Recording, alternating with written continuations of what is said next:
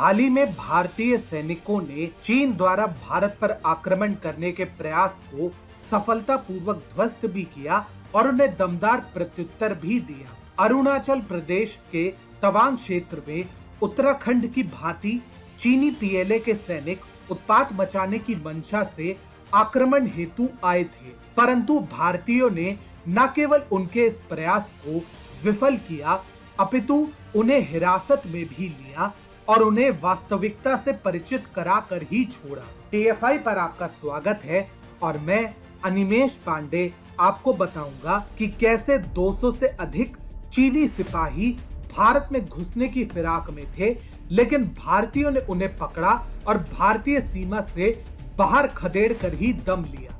असल में चीन के 200 से अधिक पीएलए सैनिक अरुणाचल प्रदेश के भारत तिब्बत बॉर्डर में सीमा रेखा को लांघते हुए तवांग क्षेत्र के यांगत्से और बुमला बॉर्डर दर्रे के बीच स्थित क्षेत्र में खाली बंकरों को ध्वस्त करने का प्रयास किया, लेकिन भारतीय सेना इस मोर्चे के निकट पहले से ही तैनात थी और उसने न केवल पीएलए के सैनिकों की योजना को ध्वस्त किया अपितु अप्रत्याशित कदम उठाते हुए उन्हें हिरासत में भी लिया। कहा जा रहा है कि भारतीयों ने पीएलए के गुंडों को वहीं रोककर खदेड़ दिया और उसके पश्चात उन्हें जाने दिया। इस पूरे प्रकरण में भारतीय सैनिकों को कोई नुकसान नहीं हुआ। जिस मोर्चे पर चीन ने भारत को चुनौती देने का प्रयास किया था वो रणनीतिक रूप से भी काफी अहम है।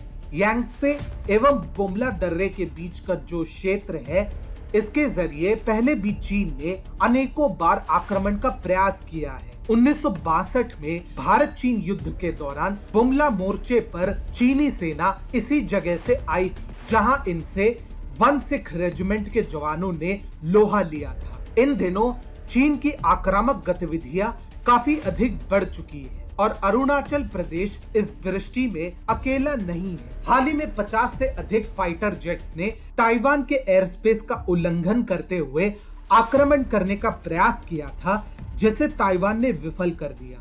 इसके अलावा भारत में भी सितंबर माह में चीन की पीएलए ने उत्तराखंड में 2 बार सीमा रेखा पार करते हुए भारतीय सुरक्षा बलों को उकसाने का प्रयास किया।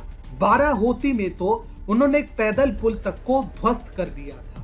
पिछले 1 वर्ष से कोरोना वायरस की आड़ में चीन अपनी औपनिवेशिक आकांक्षाओं को बल दे रहा है और भारत इससे अछूता नहीं है।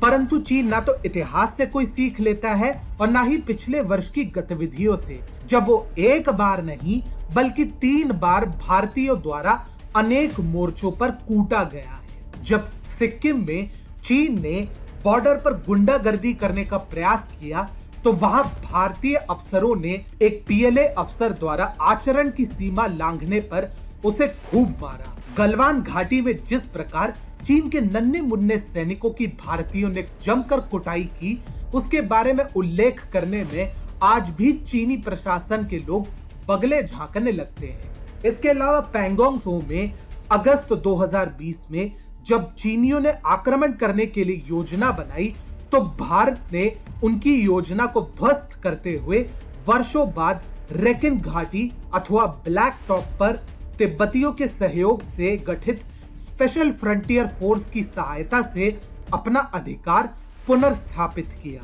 अब जिस प्रकार से चीनियों के आक्रमण को ध्वस्त कर और उन्हें उनकी औकात बताकर भारतीय सेना ने वापस भेजा है, उससे स्पष्ट है कि चीन के हर हमले के लिए भारत पूरी तरह से तैयार है।